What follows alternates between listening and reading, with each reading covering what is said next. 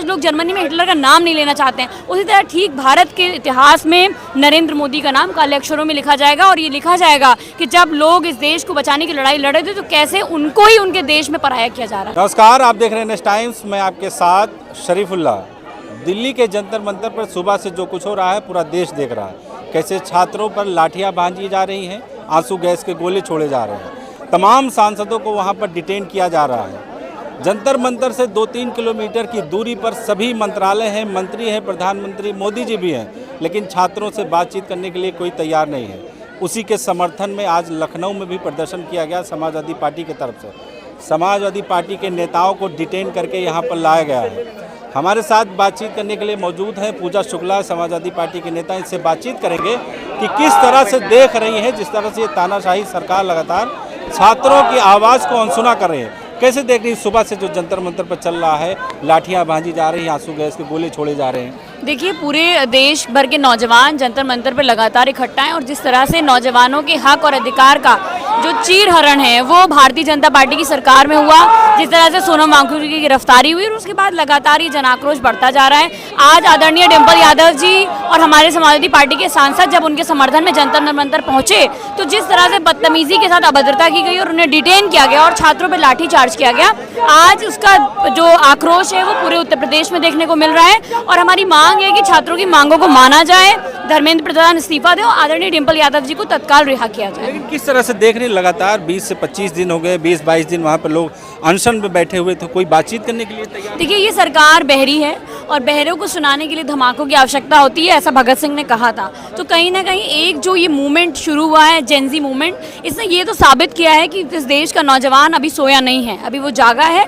और ये जो आप बगावत देख रहे हैं, ये कोई एक दिन की बगावत नहीं है, ये सालों का गुस्सा है जो नौजवानों का लगातार निकल रहा है। लोगों ने सोशल मीडिया पर देखा जब एक कॉकरोच जैसा कमेंट आया और जिस तरह से नौजवान एकजुट हुए, और आज जो हजारों हजार लाखों की संख्या में दिल्ली में नौजवान पहुंचे हैं, ये जो आहट है इसको बहुत हल्के में लेने की आवश्यकता नहीं। इस आहट ने संसद के अंदर प्रधानमंत्री, राष्ट्रपति और पूरे देश को जगा दिया है।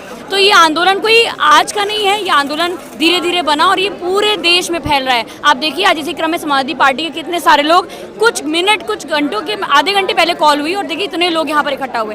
तो लोग गुस्से में हैं, लोग आक्रोश में हैं और बड़ा जन आंदोलन इस देश में होने जा रहा है।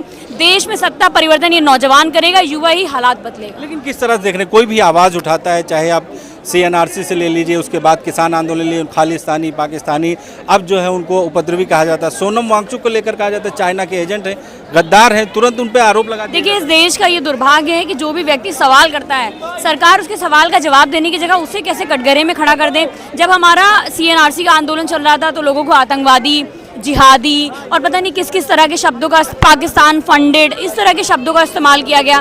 फिर जब किसानों का आंदोलन चला तो खालिस्तानी, कनाडा से फंडिंग हो रही है, US से फंडिंग हो रही है, बाहर से फंडिंग हो रही है, इस तरह के आरोप लगाए गए। जब सोनम वांगचुक जी बैठे तो चाइना से फंडिंग, तो इस तरह के आरोप, मतलब मुझे लगता है इस देश में रहने वाला देशवासी जो भारत के संविधान में भरोसा रखता है, भारत की लोगों में भरोसा रखता है, भारत में अपनी भरोसा रखता है, जिसकी नेशनैलिटी, राष्ट्रीयता ही भारत की है, उस व्यक्ति पर ऐसे सवाल खड़े करना, अपने देश के ऊपर सवाल खड़े करना है। और ये बहुत शर्म की बात है कि भारतीय जनता पार्टी लगातार अपने विपक्ष को दबाने के लिए और अपने सवालों से बचने के लिए किस तरह से लोगों को बदनाम कर रही है, बहुत दुखद है।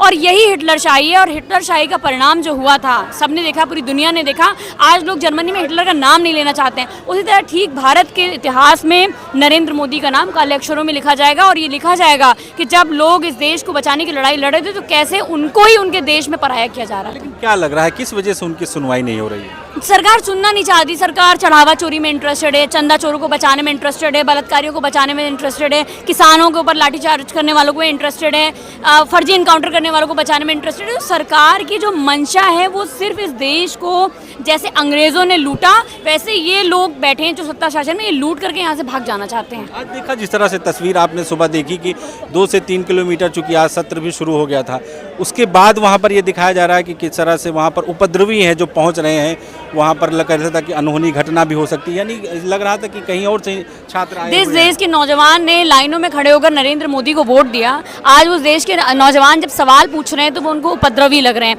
तो अगर हम उनको उपद्रवी लगते हैं, देश के नौजवान उनको उपद्रवी लगते हैं, तो निश्चित तौर पर उनको गद्दी पे नहीं बैठना चाहिए, क्योंकि इसी वोट से वो चुन करके सदन में गए हैं। तो आने वाले वक्त में चाहे वो 27 का चुनाव हो, चाहे वो 29 का चुनाव हो, इस देश का नौजवान, इस देश के तानाशाह नरेंद्र मोदी को गद्दी से हटाएगा। आखिरी सवाल होगा कि क्या लगता है कि धर्मेंद्र प्रधान को कौन बचा रहा है आपको? पूरी सरकार बचा रही है, नरेंद्र मोदी बचा रहे हैं, अमित शाह बचा रहे हैं, पूरी सरकार बचा रही है, क्योंकि सारे लोगों का इस तरह के भ्रष्टाचार में संलिप्तता है। एक व्यक्ति चोरी में नहीं शामिल है, पूरी सरकार ही चोरी में शामिल है। चाहे वो चढ़ावा चोरी की बात हो, चाहे वो नीट के पेपर लीक होने पर जो भ्रष्टाचार हुआ है उसकी बात हो, तो सब संलिप्त हैं। चोर चोर मौसेरे भाई सब एक दूसरे को बचा रहे हैं। पूरी सरकार ही चोर है, बचाने की कोशिश कर रही है। बिल्कुल पूरी सरकार ही। उनको पता है धर्मेंद्र प्रधान को पकड़ेंगे तो धर्मेंद्र प्रधान इनका नाम ले लेंगे, तो सब एक दूसरे को बचा रहे हैं।